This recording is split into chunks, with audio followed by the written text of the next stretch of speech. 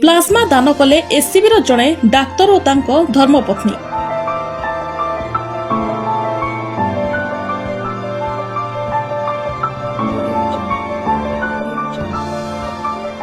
ଗାଳ୍ପିକା ରୋଜା ପଣ୍ଡା ହେଲେ ଓଡ଼ିଶାର ଦ୍ୱିତୀୟ ପ୍ଲାଜମା ଦାତା ମହିଳା। ଦୀର୍ଘ 6 ମାସ ହେବ ଡାକ୍ତରମାନେ କରୋନା ମହାମାରୀ ସମୟରେ କରୋନା ଯୋଦ୍ଧା ଭାବେ କରୋନା ମୁକାବିଲା କ୍ଷେତ୍ରରେ ଆଗ ଧାଡ଼ିରେ ରହି ନିଜ ଓ ନିଜ ପରିବାରକୁ ଛାଡ଼ି ନିଜର କର୍ତ୍ତବ୍ୟ ସମ୍ପାଦନ କରି ଚାଲିଛନ୍ତି। ଏଥିସହ ନିଜର କର୍ତ୍ତବ୍ୟ ପରେ ମଧ୍ୟ ଡାକ୍ତରମାନେ ସାଧାରଣ ଲୋକଙ୍କୁ କରୋନା ମହାମାରୀ ସମ୍ପର୍କରେ ସଚେତନ କରାଉଛନ୍ତି। କେତେବେଳେ ଗୀତ ଗାଇ ତ କେତେବେଳେ ଅଭିନୟ ମାଧ୍ୟମରେ ଗାଁରୁ ସହର ସବୁଆଡ଼େ ଆରୋଗ୍ୟ ବାର୍ତ୍ତା ବାଣ୍ଟି ଚାଲିଛନ୍ତି। ବର୍ତ୍ତମାନ ରାଜ୍ୟରେ କରୋନା ସ୍ଥିତି ସଙ୍ଗୀନ ରହିଛି, ଅନେକଙ୍କ ଅକାଳରେ ମୃତ୍ୟୁ ମଧ୍ୟ ହୋଇଯାଉଛି।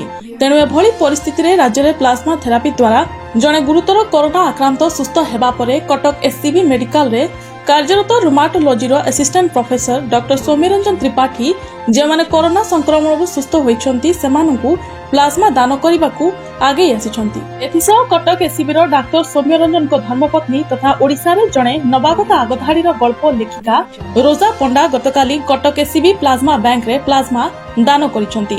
ଉଭୟ ସ୍ୱାମୀ ସ୍ତ୍ରୀ ବର୍ତ୍ତମାନ କଟକ ଜିଲ୍ଲା ଅନ୍ତର୍ଗତ ନେତାଜୀ ନଗରରେ ରହୁଛନ୍ତି। ପ୍ଲାଜମା ଦାନ ପରେ ଉଭୟ ସ୍ୱାମୀ ସ୍ତ୍ରୀ ସୁସ୍ଥ ଥିବା କହିବା ସହ ଯେଉଁ କରୋନା ରୋଗୀଙ୍କର ପ୍ଲାଜମା ଆବଶ୍ୟକ ହେବ ସେମାନେ ଲେଖିକା ରୋଜା ପଣ୍ଡା ଓ ତାଙ୍କ ସ୍ୱାମୀ ଡାକ୍ତର ସୌମ୍ୟରଞ୍ଜନ ତ୍ରିପାଠୀଙ୍କୁ ଯୋଗାଯୋଗ କଲେ ପ୍ଲାଜମା ଦାନ କରିବେ ବୋଲି ପ୍ରତିଶ୍ରୁତି ଦେଇଛନ୍ତି।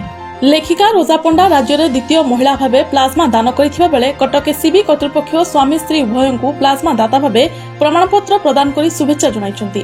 ପ୍ଲାଜମା ଦାନ କରି ଜଣେ କରୋନା ରୋଗୀର ଜୀବନ ବଞ୍ଚାଇବାରେ ସହାୟକ ହୋଇପାରିଥିବାରୁ ଉଭୟ ଗର୍ବ ଅନୁଭବ କରିବା ସହ ସେମାନେ ବହୁତ ଉତ୍ସାହିତ ରହିଥିବା କହିଛନ୍ତି ଏବଂ ସମସ୍ତେ କରୋନା ମହାମାରୀ ଭଳି ବିପତ୍ତି ସମୟରେ ପ୍ଲାଜମା ଦାନ କରିବାକୁ ଆଗେଇ ଆସିବା ଦରକାର ବୋଲି କହିଥିଲେ। ଡାକ୍ତର ସୌମ୍ୟରଞ୍ଜନ ଓ ତାଙ୍କ ଧର୍ମପତ୍ନୀ ରୋଜା ପଣ୍ଡାଙ୍କ ଏଭଳି ମହତ୍ କାର୍ଯ୍ୟକୁ ନେଇ କଟକ ଏସ୍ସିବି ସମେତ ସ୍ଥାନୀୟ ଅଞ୍ଚଳରେ ବହୁ ମାନ୍ୟଗଣ୍ୟ ବ୍ୟକ୍ତି ସେମାନଙ୍କୁ ଶୁଭେଚ୍ଛା ଓ ଅଭିନନ୍ଦନ ଜଣାଇଛନ୍ତି।